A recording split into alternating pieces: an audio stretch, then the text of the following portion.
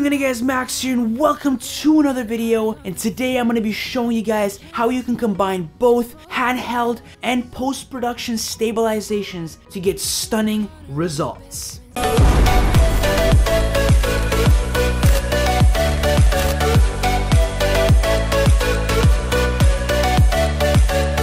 So how's it going, guys? Welcome back to another video. Today we're going to be talking about handheld stabilizations and post-production stabilizations. The person that really inspired me to make this video, even after the two other videos that I made on it, if you haven't seen them, click them up here. I have the first video is on handheld stabilizations. I show you guys basics on that, as well as I show you guys basics on how you can apply that on the program, as well as I also have a video on warp stabilizer, how that works and how to apply it, also up here. But the person that inspired me was a commenter that commented on my warp stabilizer video. Thank you, first of all, for actually leaving a comment. Thank you for watching. Thank you for giving me advice and a video idea for later. I do agree with a lot of things you said, but personally, I don't think that warp stabilizer is meant for last resorts. I use warp stabilizer for all of my vlogs. Every time I make a B-roll sequence, I always use warp because I don't have gimbals myself. I don't use gimbals. I just don't have that type of money to drop on gimbals. I'm saving up money to get gimbals, but I'm putting money into other aspects like gadgets, lenses, microphones, lighting. I'm spending more money on that than stabilizations because the thing is, it's not that necessary. I have the skill of having handheld and software, so I don't have to worry about immediately having the best stabilizations off the bat. So these techniques you can use as a beginner, anybody, if you want to be able to get awesome stabilizations without having to pay money for gimbals, without having to spend money on thousands and thousands and upon thousands of dollars on gimbals and all of that stuff, then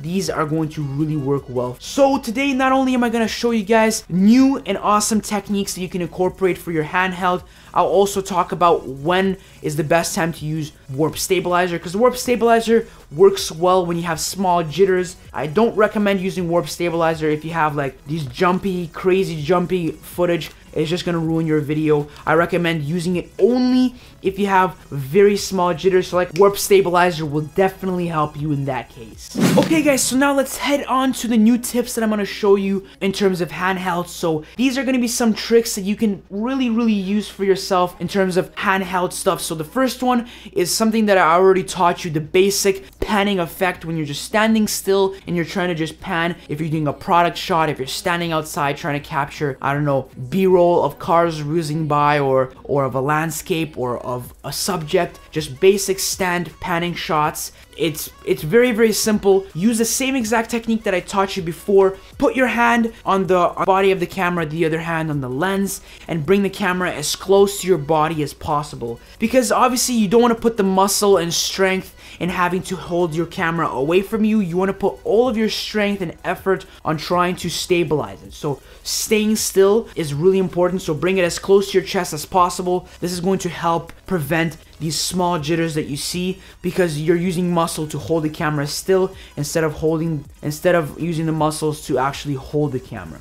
The next technique is obviously something that I also taught in the other video, and that's breathing. Breathing is a huge part of stabilization, and it's something that I haven't seen any other YouTuber talk about. Breathing is so important, something that I made sure that I fixed, and my stabilization was fantastic right after that. Everything was looking amazing, everything looked amazing, sound amazing. Honestly, just the video turned out so much better. Personally, I recommend holding your breath and just trying not to breathe while you're doing that, because when you breathe, you tend to, when you inhale, tend to bring your chest up, which means while you're doing your B-roll and trying to stay cinematic and stabilized, you're kind of jumping up, and then exhaling, you're going down, and essentially that prevents very disgusting jitters that sometimes can completely destroy and just make your whole video unusable. So personally, I think limit the breathing, do very shallow breathing, or if you can't do that, just hold your breath. And obviously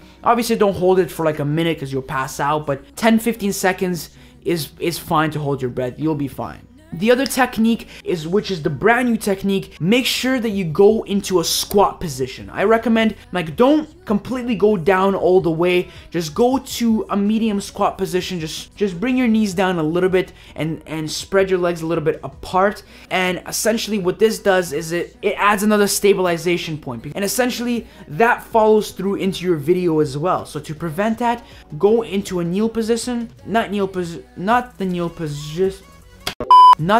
position. Go, just bring your knees down a little bit, not even a squat position, just bring your knees down a little bit and put your legs apart just a little bit more, essentially creating another point of stabilization. And now you're ready. If at this point you still see a little bit of jitters and you feel like if you put warp stabilizer over top, it's not going to really work, and you want to prevent these jitters, you can also use a neck strap. Neck straps work really well. If you want, it's the third point of access. You can do the same thing that I just showed you, but just add the third point of access. Now this kind of changes it. Instead of bringing it as close to your chest as possible, now you're going to be bringing the camera away from you, but essentially it's going to be a much more stabilized video. But not everybody brings their camera strap with them, and sometimes it kind of messes you up, because if you're used to having the camera close to your chest, using a camera strap kind of completely defeats the purpose of bringing it closer to your chest, further away from you instead of closer to you. So that's an option if you are very jittery, and like, even though you're putting all of these tips with bringing it closer to you, making sure you limit your breathing and spreading your legs apart and kneeling down a little bit, if that doesn't help, definitely try to use this. And then obviously at that point you should have at least a halfway decent stabilized video. And then obviously what you can do is just go to Premiere Pro, go up to the search tab and just search warp stabilizer, and then drag that over top of your video. Wait till it renders. As soon as it renders, it will crop the image just by a little bit, depending on how much % of the warp you want to actually use. It'll crop the image, and then at that point you have awesome and stabilized video. Okay, so that was the first type of stabilization that you can use. Now I want to teach you guys something that is kind of shocking, and I never thought myself that this would work. If you guys have ever dreamt of being able to have stable shots while walking, and you only thought that you can do that while using gimbals, don't worry, you can do that while only using handheld devices. This autofocus is pissing me off. But continuing on, the best thing that I can recommend is using the neck strap, because having it by your chest and walking, it's going to be kind of tough to keep it stabilized. So I would recommend putting neck strap over top and using the push away method. So put it around your neck and push the camera away from you, and while walking, this is going to help you. Sometimes for some people this is actually going to be the opposite. This is going to be better for me. I like having it closer to my chest. Sometimes why not try it? If you feel more comfortable doing it away from you with the neck strap, then use that. You have multiple different options. You don't ever have to use exactly what I tell you. If you feel more comfortable using the neck strap, use the neck strap. If you feel more comfortable holding it closer to your chest, do it closer to your chest. Just choose which one feels better, but remember, try both. It's never gonna hurt you trying both. Just try both and see which one works better for you. So personally, let's just use the basic technique, bringing it closer to your chest. Now you're probably wondering, well, how is this gonna help me? I'm bringing it closer to my chest, and I'm walking now, and it's still jumpy. The thing that you're missing, make sure that you're doing the same thing that you did in the last one. Bring your knees down, kneel down. Like, don't kneel down all the way to the ground, or don't squat. Just bring your knees down a little bit, and this is going to help you get just that awesome, amazing look that you want. It's just gonna, like, honestly, like, words can't describe how much of a difference it makes if you bring your knees down. If you're just doing standstill pans, even kneeling down really does make a difference. I don't know why, but it really makes a difference. So if you kneel down, essentially not only is it automatically making it more stable, but when you're walking, you're making smaller steps. And when you're making small steps, that means you have less of a bounce. Because when you're walking, as you know, when you walk, you kind of go up and down. Every single step you go up and down, up and down. And if you're trying to film, it's just not gonna look good. So don't run, don't sprint, don't do a fast walk, do a slower walk. It's all good. You can always speed up the video if you want to. And obviously, if it's really nicely stabilized, bringing warp stabilizer over top can actually work. But obviously, if you have these bounces and you put warp stabilizer, obviously it's just going to make it worse, and it's just going to look like a disgusting, horrifying mess that you don't want to have to deal with. So make sure, bring your knees down a little bit, make sure to do small steps, bring the camera as close as you as possible, and then try that out. I'm telling you, it's going to work. And also take your time. Don't rush. If it doesn't work the first time, keep trying over and over again. You're not going to become good at something by just doing it once. You got to do it over and over and over. Same mistake 1,000 times. Only on the 1,000th time are you going to understand that, okay, get this problem rid of. But anyways, hopefully you guys enjoyed today's video. That's essentially it. It's as simple as that. Honestly, I really wanted to make this video because of that comment. It really inspired me to make another handheld tutorial video.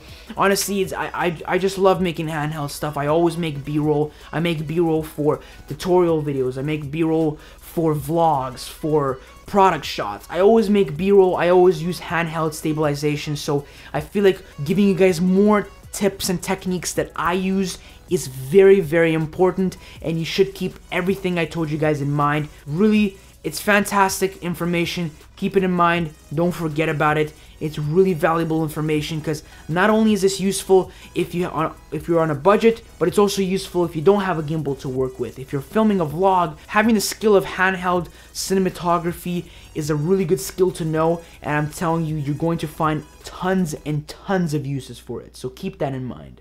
Okay, so I'm going to be seeing you guys this Sunday. Be sure to stay safe.